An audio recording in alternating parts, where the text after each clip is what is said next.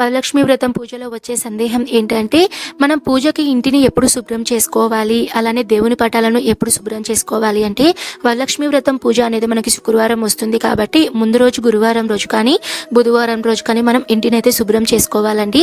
శుభ్రం అంటే ఏంటంటే, మనం ఇంట్లో బూజులు దులపడము, అలానే ఏదైనా సరే ఇంట్లో సామాన్లు అనేటివి, పాత సామాన్లు అనేటివి పారేయడము, ఎవరికైనా ఇచ్చేయడము, ఇంట్లో ఏదైనా పాత బట్టలు ఉంటే ఎవరికైనా ఇచ్చేయడము, ఇలాంటివన్నీ కూడా మీరు ముందు రోజుల్లో అయితే మీరు చేసుకోవాలండి. ఎటు పరిస్థితుల్లో కూడా పూజలు దులపడము, అలాంటివన్నీ పెద్ద పెద్ద క్లీనింగ్ చేసే పనులన్నీ కూడా మీరు శుక్రవారం రోజున పూజ రోజున అయితే ఎటు పరిస్థితుల్లో చేసుకోకూడదు.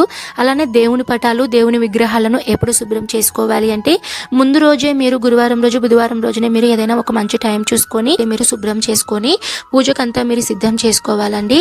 క్లీనింగ్ చేసేటప్పుడు ఆ నీళ్ళల్లో కొద్దిగా ఉప్పుని, కొద్దిగా పసుపుని వేసుకొని మీరు ఇంటిని కనుక క్లీన్ చేసినట్లయితే ఇంట్లో ఏదైనా సరే నెగిటివ్ ఎనర్జీ ఉన్నా కూడా పూర్తిగా తొలగిపోతుందండి.